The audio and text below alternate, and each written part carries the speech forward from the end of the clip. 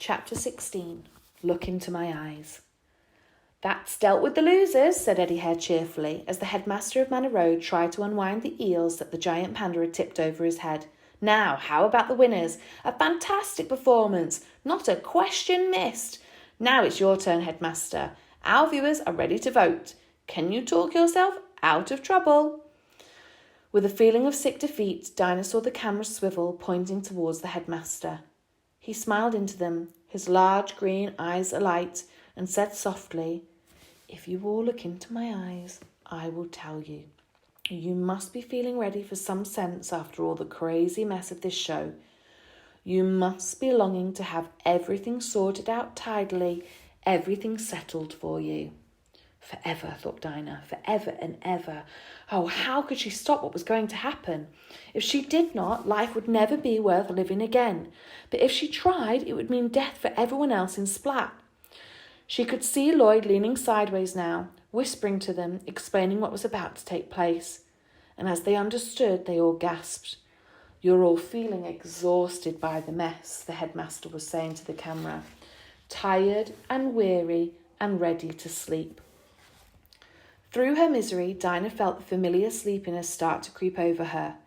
And all over the country, people sitting in front of their televisions began to nod over their cups of tea, wondering why they were suddenly yawning. You can hardly keep your eyes open. With every second that passes, your eyelids are growing heavier and heavier. Millions of cups of tea in homes everywhere dropped to the ground unheeded as people slumped forwards in their chairs. In the hall, the audience nodded and Dinah's eyes began to close. She struggled hard to keep them open, but the lids dropped irresistibly. Then, just before they finally shut, she saw Harvey leap to his feet. He was pointing straight at her, pointing to the table in front of her. Muzzily, she looked at his lips, trying to see what it was that he was mouthing. If only she did not feel so tired. Harvey wagged his finger, pointing in a frenzy. And at last she managed to make out what it was he was saying. "In your hand!" Funny, she thought sleepily. Why was he interested in her hand? She looked down, forcing her eyes to stay open for a second longer. Oh, yes, she thought vaguely. She was still clutching that silly red pepper pot with the black stripes. So sleepy. She gave a huge, exhausted yawn. Pepper, she thought then. Pepper? That was it. Dragging together all the energy she could muster, she forced herself agonizingly to her feet, wrenched the bottom off the pepper pot, and flung the contents as hard as she could straight into the headmaster's face. Then she sank back onto her chair, knowing that she could not do anything more to resist that creeping, soothing voice. But what had happened to the voice? It had stopped. For a moment there was silence, and she turned her head slowly sideways. The headmaster had gone purple in the face, his lips pressed together tightly, his green eyes bulging ludicrously.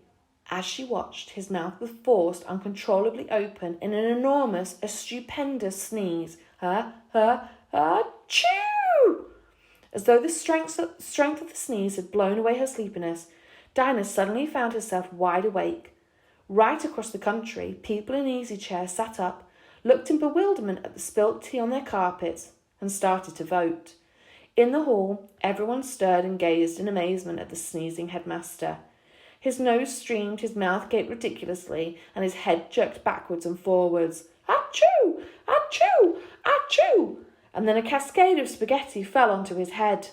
From all over the hall, unbelievably, came the sound of laughter. All the children were laughing at the headmaster.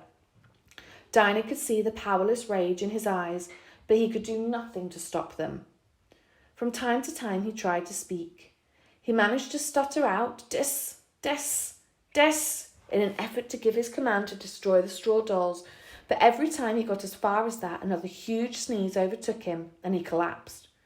Eddie Hare was gazing at him ecstatically, as if a sneezing headmaster was what he'd always wanted on his show.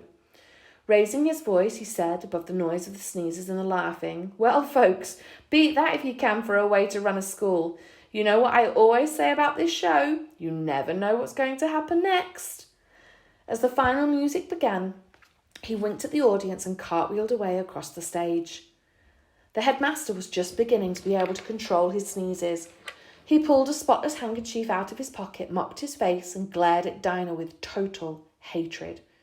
"Do you realise what you've done, you stupid girl?" he gasped. "You've destroyed this country's chance of becoming the first properly organised, truly efficient country in the world." "No, I haven't," she said happily. "I've saved it from being a miserable place full of scared robots like this school. And I'm going to think of a way of saving the school from you as well." "The school?" The headmaster jumped to his feet and waved a scornful hand at the rows of giggling children. "That rabble, do you think that I want to go wasting my talents merely looking after them, when you've made a laughing stock of me? I shall resign at once and let them all sink back into chaos." "What are you going to do then?" Dinah said quietly. He stood over her, glaring down. For a moment she was afraid that he was actually going to strangle her in front of everyone. His large hands jerked and his face was a mask of rage. Then he took a deep breath and an unpleasant smile spread across his lips. "Do you think I shall be so foolish as to tell you my plans? No, Miss Cleverglass. You must find them out for yourself, if you are clever enough. You've defeated me this time, but I know I was meant for greatness. I shall succeed in the end." With a loud, scornful laugh, he stalked off the stage and began to stride down the hall between the chairs. As his black-clad figure went by, the children stopped laughing and glanced fearfully at him. He did not look either to the right or to the left, but passed them like a tall shadow. Halfway down the hall, he suddenly stopped, his body shaking. Achoo! As if they had been released from a spell, the children began to giggle again, and Lloyd and Harvey grinned happily up at Dinah, while Ian, Mandy and Ingrid jumped up and danced a jig. But Dinah did not grin back. She found that her hands were trembling, and she followed the headmaster with her eyes all the way until the hall door closed behind him. "How did the show go?" Mrs. Hunter said, opening the door. "We were going to watch it, of course, but I'm afraid we had a visitor." "It was fabulous, marvellous," Lloyd said jubilantly, bouncing into the house. Can you save it?" his mother said, frowning slightly. "We want you all to come into the sitting room. There's something we've got to talk to you about. Then you can tell us all about it." Lloyd winked at Dinah behind his mother's back. "She'd get a shock if we did, wouldn't she?" he mouthed. Dinah winked back happily and walked into the sitting room, and stopped abruptly. There on the settee was Miss Wilberforce, looking solemn. "Hello, Dinah." "Hello, Miss Wilberforce," Dinah said in a cold little voice. Miss Wilberforce sighed and looked at Mr. and Mrs. Hunter. "I'm afraid you're right," she said. "It doesn't look as though she feels at home at all, and I was so sure she'd feel happy and relaxed here." "I don't think it's her fault," Mr. Hunter said sternly. "I blame the boys." Lloyd stared round at them. "What do you mean? What are you all talking about?" "We're talking about Dinah." Mr. Hunter smiled apologetically at her. "Mrs. Hunter and I like having you here, dear. We've grown fond of you, but you don't seem to get on with the boys.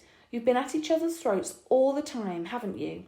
So we've agreed with Miss Wilberforce that it would be better for everyone if you went back to the children's home." Dinah felt as though someone had hit her with a large lump of very cold ice.